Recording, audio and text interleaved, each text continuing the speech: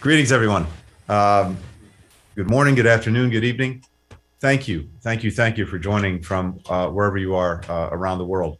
Um, we are meeting at what is, I think, a decisive moment in the fight against COVID-19. On the one hand, the Omicron variant is receding in many places. And thanks to the ingenuity of modern science, we're armed with life-saving vaccines. Millions of people are getting vaccinated each day.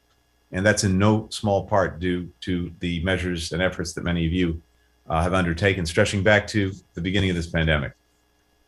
At the same time, we all know the reality that the pandemic is far from over.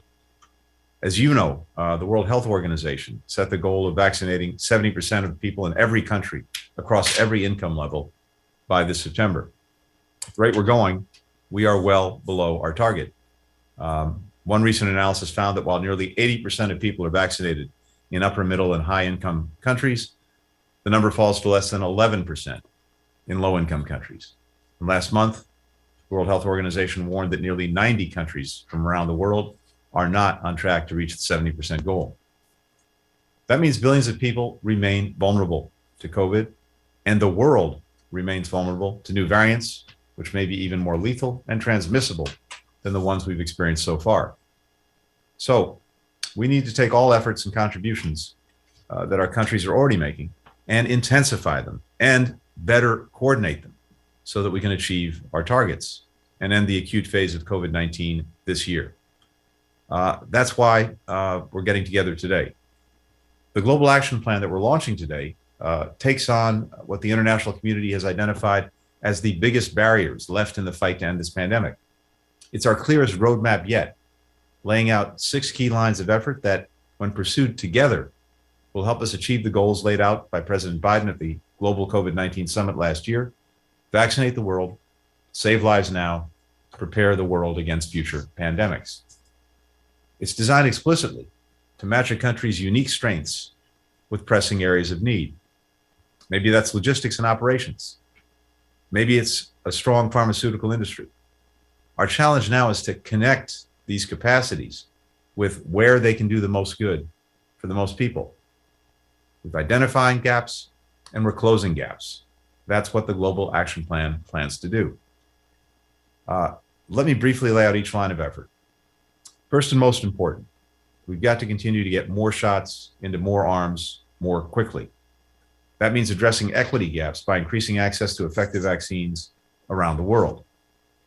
But we know that increasing supply by itself is not enough to turn vaccines into vaccinations. We must also solve last mile challenges, like access to cooling technologies for vaccines in transit.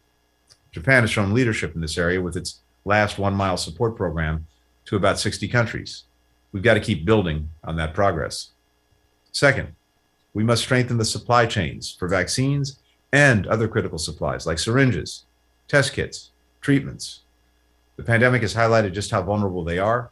We can't hit the WHO target without these supplies. Third, we've got to address the information gaps that lead to low confidence in vaccines. In some cases, bad actors are spreading misinformation and disinformation. In others, there's a lack of clear information about how safe and effective the vaccines are. By tailoring our message to local audiences, we can provide clear guidance, push back against disinformation, and increase vaccine confidence. Fourth, we need to provide more support, including vaccinations, equipment, training, to healthcare workers who've been on the front lines of this pandemic from the start, risking their own lives to save others. Fifth, we've got to make it easier for COVID patients to access treatments and therapeutics, because ending the pandemic isn't only about protecting people from the virus, it's also helping save lives of those who get sick.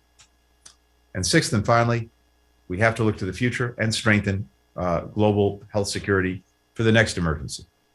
Among other things, that means ensuring sustainable financing for pandemic preparedness and response, including well-financed international institutions and a new fund at the World Bank that focuses specifically on providing for the capacity that we need to prevent, to detect, to respond to future threats. And I want to commend Indonesia for using its leadership of the G20 this year to move us forward on this front. Again, thank you to everyone in this meeting for embracing the Global Action Plan and for leading the coordination of this effort with concrete commitments. Our work today will help lay the groundwork for the next global COVID-19 summit, which President Biden will host later this spring.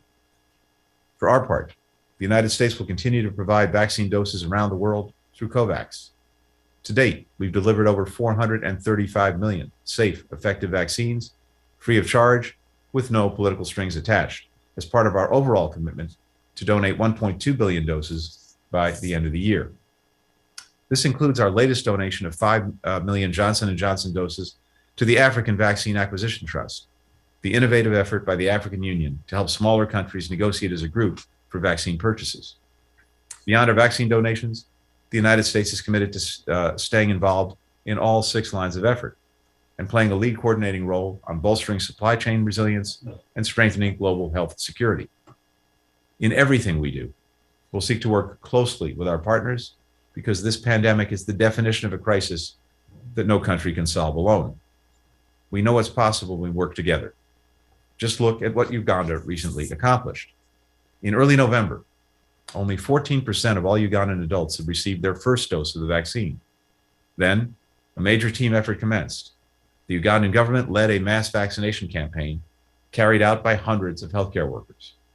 They tracked their progress with a tool developed by the WHO.